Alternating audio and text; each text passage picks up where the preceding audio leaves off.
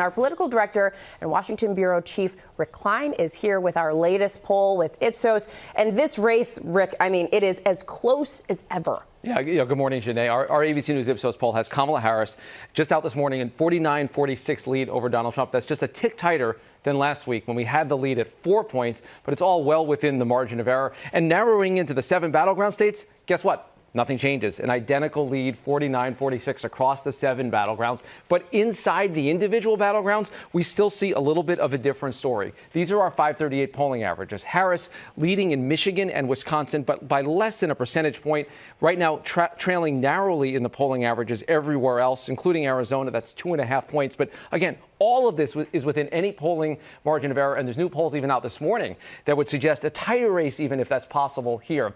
And there are signs of discontent everywhere, particularly among voters for Donald Trump. But among all voters, 74% say that the country is on the wrong track going into Election Day. That includes half of Harris supporters, and wait for it, 98% of Trump voters say we are on the wrong track as a country.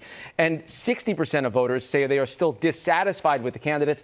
And we finally found an area of bipartisan unity. 61% of Harris supporters and 57% of Trump supporters agree that they are dissatisfied with the candidates they are voting on this week. Wow. And Rick, as for the battleground states, what are the candidates eyeing as their likeliest paths to victory at this point? Yeah, and you heard Selena lay it out a little bit, but if the polls lined up exactly where things are in the Electoral College, if the polls are right, which is a big if, you'd have Donald Trump winning right now. 287 electoral votes, that's more than 270. But the polls, of course, are often off a little bit. So here's the scenario that Selena was talking about, the blue wall.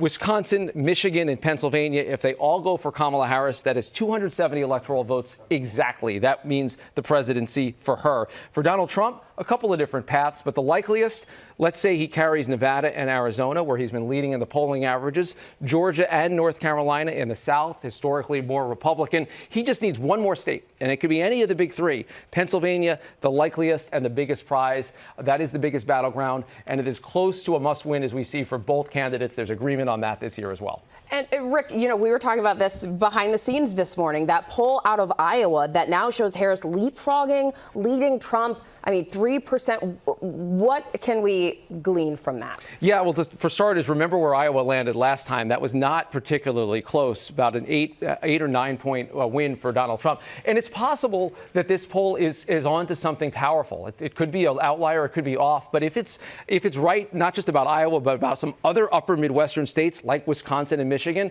if we start to see women break more heavily toward Kamala Harris, that might change the landscape on election night. We'll have to wait and see, Janae. Very interesting. Rick, thank you so much. Yeah, fascinating numbers.